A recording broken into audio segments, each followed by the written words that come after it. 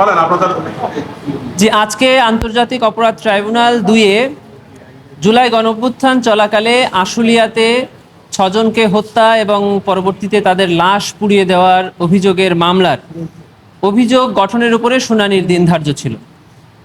এর আগে প্রসিকিউশনের পক্ষ থেকে তাদের শুনানি সমাপ্ত করা হয়েছিল। আজকে আসামি পক্ষের আইনজীবীরা তাদের এই মামলা থেকে অব্যাহতি চেয়ে তারা তাদের পক্ষে শুনানি করেছেন এবং আগামী 21 আগস্ট 2025 তারিখে এই চার্জ গঠনের উপরে আদেশের জন্য দিন ধার্য আছে। ওই দিন নির্ধারণ হবে যে আসামির বিরুদ্ধে চার্জ গঠন হবে নাকি ওনারা এই অভিযোগ থেকে অব্যাহতি পাবেন।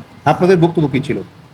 প্রসিকিউশনের পক্ষ থেকে আমরা সবসময় বলেছি যে এই মামলার oral evidence, documentary evidence, video record, audio record এবং সকল পত্রপত্রিকা, ইলেকট্রনিক্স মিডিয়ার ডকুমেন্ট যেগুলো প্রসিকিউশন ট্রাইব্যুনাল জমা দিয়েছে তাতে এই সকল আসামির বিরুদ্ধে চার্জ গঠন করা উচিত এবং চার্জ গঠন করাই আইনত দাবি রাখে। আজকে ডিফেন্সের পক্ষ থেকে এই ডিসচার্জ হিয়ারিংয়ের উপরে বেশ সময় নিচ্ছিল বলে প্রসিকিউশনের মনে হয়েছে। শুধু তাই নয়, ডিফেন্সের পক্ষ থেকে বেশ কয়েকটি আবেদন করা হয়েছিল যে আবেদন এই আইন বা রুলসের কোথাও উল্লেখ করা নাই এবং এই উক্ত আবেদনগুলোতে যে সকল ধারা উল্লেখ করা হয়েছে সেই ধারায় ওই আবেদন করার কোনো এখতিয়ার ডিফেন্সের নাই। এরকম কিছু আবেদনের প্রেক্ষিতে ট্রাইব্যুনাল বলেছেন যে এই ট্রাইব্যুনালের মামলা বিলম্বিত করার ক্ষেত্রে যে কোনো ধরনের পদক্ষেপ যদি কেউ নিয়ে থাকে তা ট্রাইব্যুনাল এই আইন অনুযায়ী বাধা দিবেন এবং কাউকে এ ধরনের কোনো সুযোগ দিবেন না। ইন্সপেক্টর আরাফাতের পক্ষে বলা হয়েছে তারা নিরস্ত্র ছিল, তাকে আসামি করা হয়েছে, এটাকে আপনারা কি বলতে চাচ্ছেন? যে আবার বলেন। উনি বলছেন যে তার মক্কেল নিরস্ত্র ছিল, ডিবি ইন্সপেক্টর আরাফাত গুলি করে একজনকে মারা হয়েছে।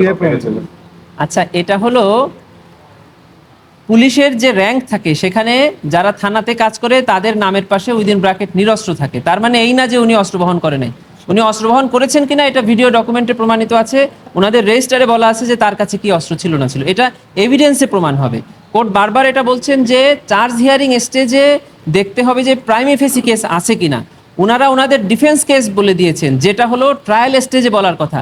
ডিফেন্স কেস যদি ওনারা প্রমাণ করতে পারেন ওনারা বিচার শেষে খালাস পাবেন, কিন্তু চার্জ গঠন হবে কি হবে না এই স্টেজে ওনাদের এই বক্তব্য দেওয়ার সুযোগ নাই। এই কথা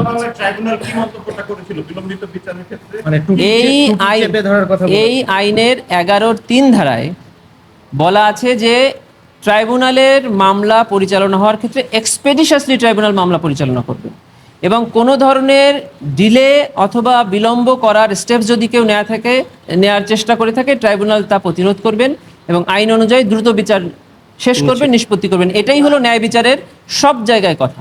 সেটা বলতে গিয়ে ওকে, এগুলো অপ্রাসঙ্গিক কথা। ওটা তো অন্য কথা। এটা অপ্রাসঙ্গিক।